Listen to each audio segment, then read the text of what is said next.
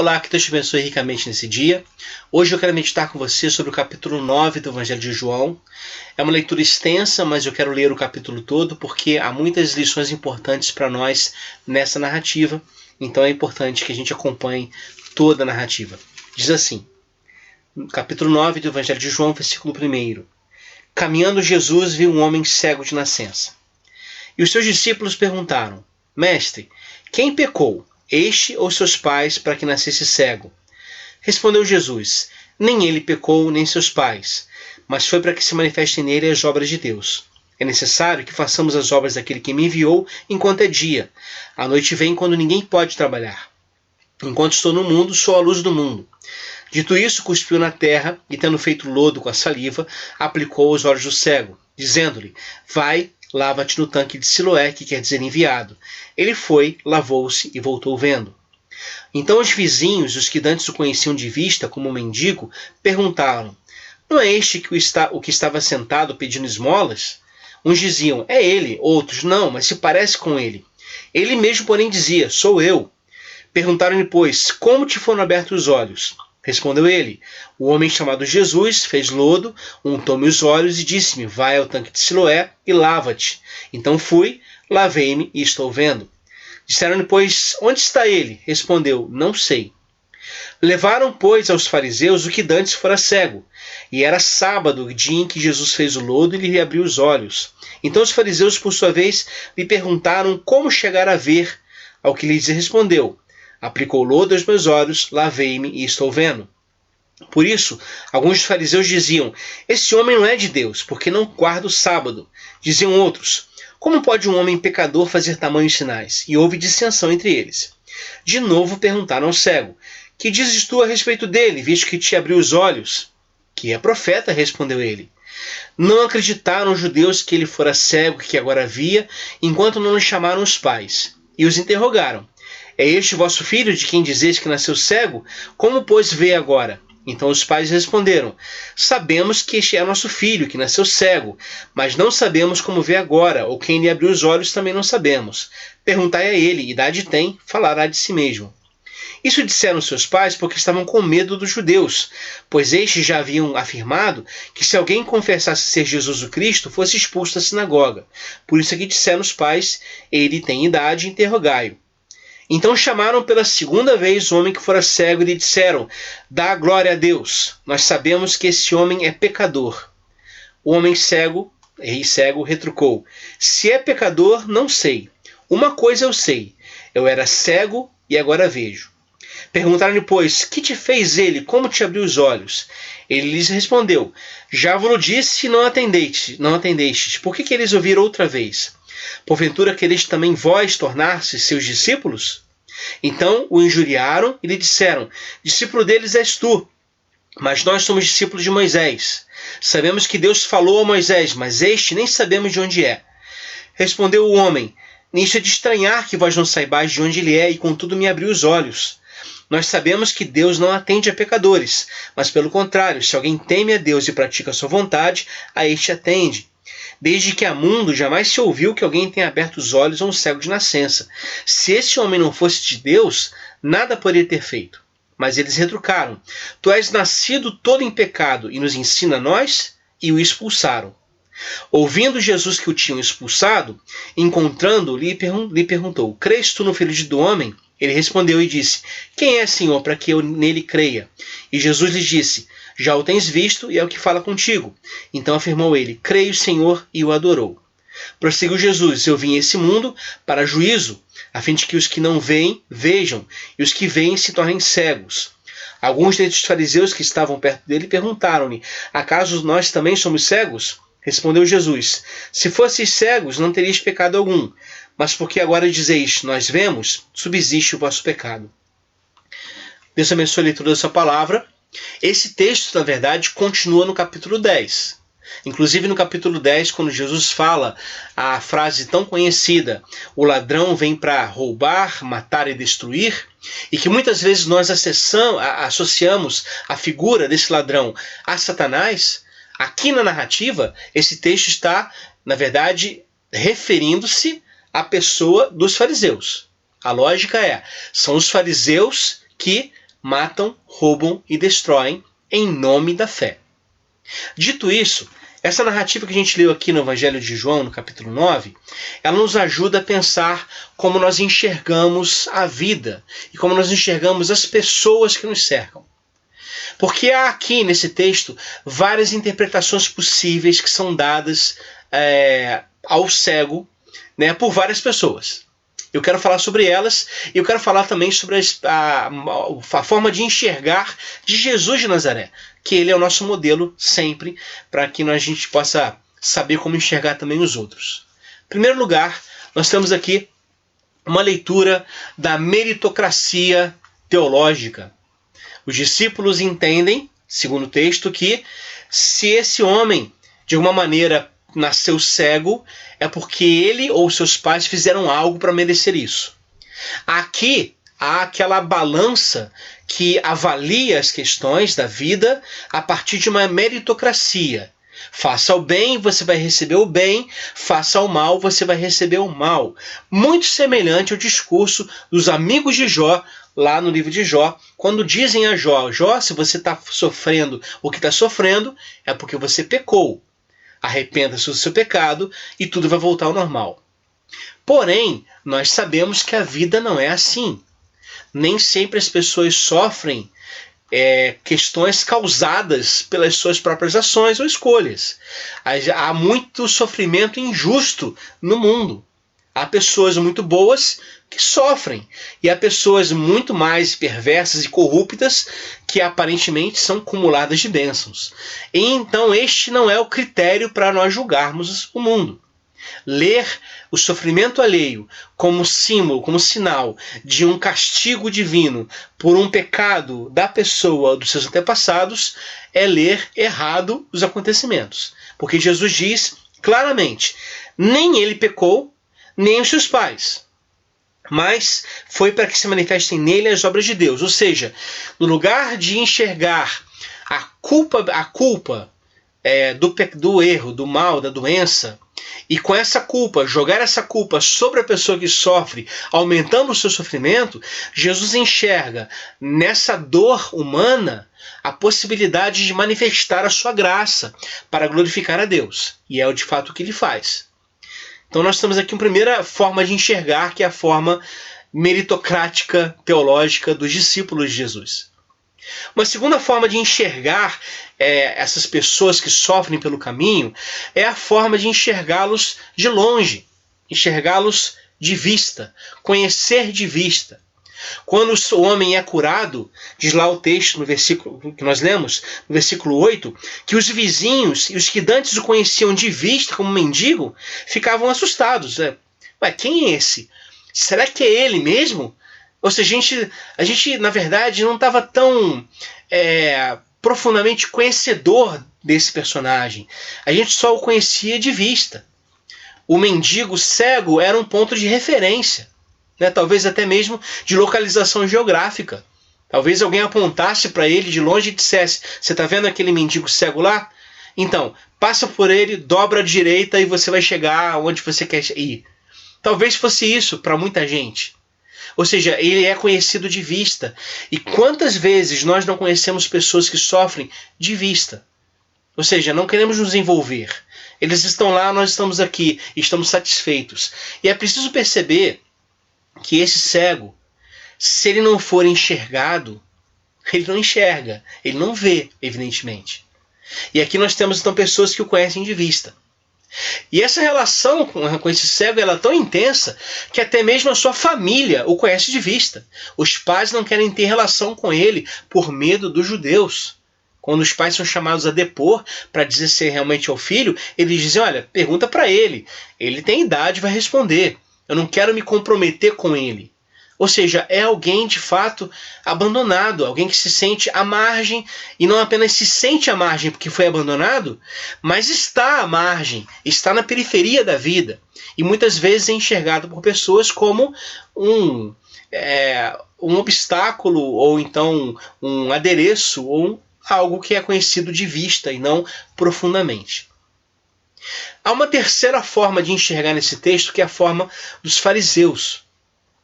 Os fariseus enxergam o cego, na verdade, apenas como um problema teológico. Aliás, eles enxergam o cego apenas porque o cego passou a ver. Porque antes de o cego passar a ver, os fariseus são cegos em relação ao cego. Quantas e quantas vezes, possivelmente, eles não passaram perto desse cego e o viram, na verdade não o viram, né? Ou o viram como um estranho e que eu não quero ter relação com ele. Mas agora o cego foi curado, e um grande problema teológico, ele foi curado no sábado. E aí os fariseus o chamam justamente para conversar e perguntar: que história é essa? Quem é que te curou? E no sábado? Como é que você conta essa história pra gente? E é interessante porque o cego, ele já havia contado a história para os vizinhos, né, que estavam perguntando, e ele começa a contar para os fariseus, e a cada vez que ele conta, parece que a impaciência dele aumenta, porque ele diminui a narrativa. No primeiro momento ele diz todos os detalhes: olha, um homem chamado Jesus fez lodo, untou-me os olhos, mandou ir até o tanque, eu lavei e voltei vendo. Aí já com os fariseus ele diz: aplicou, olhou dos meus olhos, lavei-me e estou vendo. E os fariseus interrogam várias vezes, e cada vez que o cego fala de si mesmo, parece que a impaciência dele aumenta. Esses fariseus, na verdade, eles enxergam o cego, como eu disse, como um problema teológico. Por quê? Porque nós estamos aqui diante de um fato da cura de um homem num sábado. E isso, para a lógica judaica, para a religião judaica, era um absurdo. Os fariseus não entendiam como isso podia ser feito. E nesse sentido, o próprio Jesus, que faz esse milagre, certamente não pode ser de Deus. Quem enxerga os outros e a vida com esse olhar, na verdade, enxerga o outro a partir da sua própria doutrina, tida como critério absoluto da verdade. E em função disso, não importa que o outro recebeu a bênção, o importante é que quebrou a doutrina que eu tenho como correta. Quem é esse Jesus, afinal de contas, para romper com a ideia que eu tenho correta de Deus? Quem é esse Jesus que quebra esse mandamento que eu tenho como tão precioso? Pois bem, é o procedimento farisaico. E os fariseus vão, como eu disse, constantemente chamam o cego a depor, depois chamam seus pais, chamam o cego de novo. E eu gosto muito desse diálogo que há entre o cego, ex-cego, e os fariseus, no versículo 24. Diz assim: chamaram pela segunda vez o homem que fora cego e lhe disseram: dá glória a Deus, nós sabemos que esse homem é pecador. Falando de Jesus. Aí o cego diz, o ex-cego diz: se é pecador, não sei. Uma coisa eu sei, eu era cego e agora vejo. Isso é fantástico. E aí os fariseus perguntam mais uma vez: o que te fez ele? Como te abriu os olhos? E aí ele diz: já vos disse e não atendestes. Por que queres ouvir outra vez? Porventura quereis vós também tornar-vos seus discípulos? Essa aqui é uma impaciência maravilhosa desse homem, que diante daquela enxurrada de perguntas, sai com essa: vocês querem saber tanto por quê? Então estão interessados nesse Jesus por quê? Querem ser seus discípulos? E aí os fariseus ficam irritados: discípulo dele és tu, nós somos discípulos de Moisés. Olha que interessante, quem enxerga a vida com essa perspectiva farisaica é capaz de dizer discípulo de Moisés, de um profeta já morto, mas é incapaz de enxergar um profeta vivo, Jesus de Nazaré. É incapaz de dar crédito a um profeta vivo. Vamos celebrar os profetas mortos, porque profetas mortos não falam contra nós. Nós controlamos a sua palavra, num certo sentido.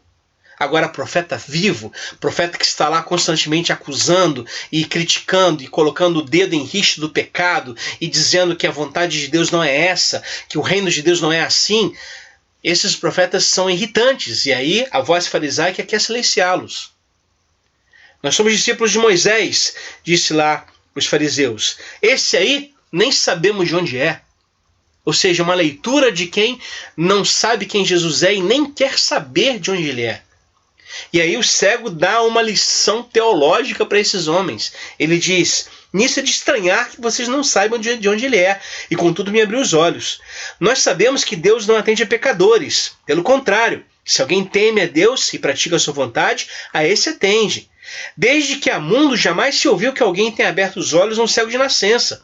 Se esse homem não fosse de Deus, nada poderia ter feito. Olha que coisa interessante.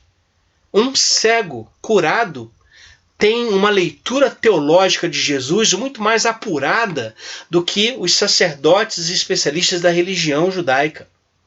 O cego aqui sabe falar com muito mais clareza sobre Jesus do que os fariseus carcomidos pelas leituras teológicas e pelas doutrinas que defendiam com unhas e dentes. Isso é muito interessante de pensar e vale a pena ressaltar esse fato, porque muitas vezes nós corremos o risco de, na defesa da doutrina, como a gente já falou aqui algumas vezes, esmagar a vida. A defesa da lei, que nós achamos lei perfeita, que é na verdade a nossa interpretação sobre a lei, a gente acaba utilizando isso como instrumento para deixar os cegos cegos. Se esse cego ficasse cego, não teria nenhum problema para o fariseu. Olha que coisa, uma visão religiosa, uma visão de quem prefere pessoas sofrendo do que ter que arcar com a reformulação das suas próprias doutrinas diante da ação de Deus em prol de quem sofre. Isso está cristalino aqui no texto e deveria nos fazer pensar. E esses fariseus aqui, essa visão sobre a vida e sobre o outro, ilustrada pelos fariseus, na verdade é uma visão que expulsa, que expurga, que tira do meio. Como diz lá o finalzinho do versículo 34. Os fariseus olham para o cego e dizem: tu és nascido todo em pecado e nos ensina a nós, e o expulsaram. O expulsaram do lugar da religião. Né? Do templo, da sinagoga, o que seja, expulsaram. E olha que interessante. Quando é expulso do templo, da sinagoga, da religião, Jesus é encontrado pelo cego de novo. Versículo 35. Ouvindo Jesus que o tinham expulsado, Jesus o encontra e lhe pergunta: crês tu no Filho do Homem? Respondeu o cego, o homem curado: quem é, Senhor, para que eu nele creia? E Jesus lhe disse: já o tens visto, e é o que fala contigo. Ou seja, eu te curei para que você me veja como Filho do Homem. Eu te curei para que você me veja agora e saiba quem eu estou falando contigo, e eu sou esse Deus que quer te salvar. A leitura é essa aqui no texto. E aí o homem diz: creio, Senhor, e o adorou. Aqui nós temos a leitura de Jesus, porque nós já falamos aqui da leitura dos discípulos de Jesus, da leitura dos vizinhos do cego, da leitura dos fariseus. Mas qual é a leitura de Jesus em relação a essa pessoa que sofre? Primeiro, Jesus enxerga. Jesus vê. Jesus enxerga quem sofre. Quem sofre não é um mero número, não é uma mera estatística. Quem sofre tem nome, tem história, tem pai, tem mãe, tem filho, tem filha, tem parentes, tem conhecidos, tem relações. Quem sofre tem um rosto. Jesus olha para as pessoas dessa forma. Quantas e quantas vezes nos evangelhos não aparecem narrativas nas quais Jesus se encontra com gente sofrendo e atende as pessoas individualmente? Na multidão que acompanhava a viúva de Naim, saindo da cidade, Jesus enxerga a viúva, a mulher, e a ela dirige a palavra, se compadece por ela. Jesus, então, não vê multidões, ele vê pessoas, ele vê indivíduos, ele vê gente. E a essas pessoas ele dirige a sua palavra de carinho, de acolhimento, de cuidado e de cura e de restauração. Jesus dá vista a esse cego. Jesus dá vista ao cego significa também dizer que Jesus dá consciência ao cego. O cego agora pode ver as coisas. Então ele pode se conscientizar melhor das coisas. Ou seja, Jesus cria a possibilidade para que o cego veja o mundo no qual ele está. Inclusive o mundo que foi rejeitado a ele e que aqui também é rejeitado pelos fariseus. E ao enxergar esse mundo, o cego enxerga, agora curado, enxerga o próprio Deus desse mundo, que reina sobre o mundo, que é Jesus de Nazaré, o rei de todo o universo. Isso é fantástico. É uma forma do Evangelho mostrar que Jesus de fato não só enxerga a pessoa individualmente, mas age em função dela, age em favor dela, dá vista ao cego. Como eu disse aqui, se o cego não é curado, ele permanece cego. Se o cego não é visto, ele permanece cego. E aí Jesus fala para os discípulos o seguinte, lá no início do texto: é necessário que façamos as obras daquele que me enviou enquanto é dia. Eu sou a luz do mundo, então ele ilumina esse caminho, entende? Então, para nós hoje, nós somos vocacionados a enxergarmos os cegos no caminho. Porque se nós não enxergarmos os cegos no caminho, eles permanecerão cegos.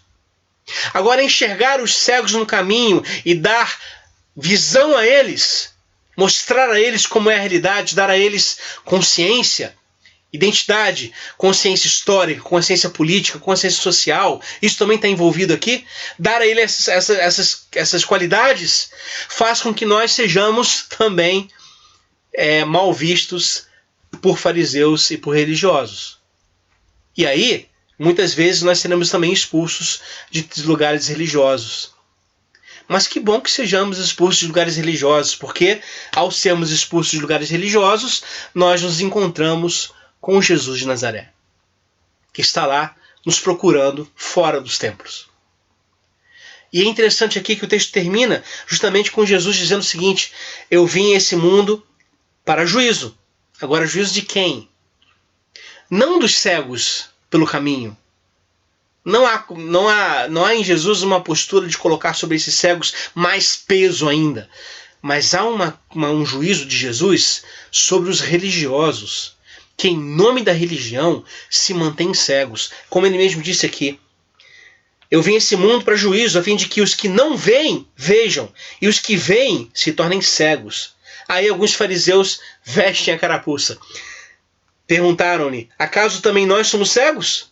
Aí Jesus diz: se vocês fossem cegos, não teriam pecado algum. Mas porque agora dizem, nós vemos, subsiste o vosso pecado. Porque se vocês veem, por que não veem o cego? Se vocês dizem enxergar, por que não enxergam então as pessoas pelo caminho? É a grande pergunta de Jesus. E aí, a esse mesmo auditório aqui de fariseus, Jesus vai dizer que o ladrão, os fariseus, os religiosos, vêm somente para roubar, matar e destruir, mas eu, Jesus, vim para que tenham vida e vida em abundância. Aprendamos com Jesus a enxergar as pessoas pelo caminho. Há cegos na vida que nós precisamos enxergar para que eles tenham visão.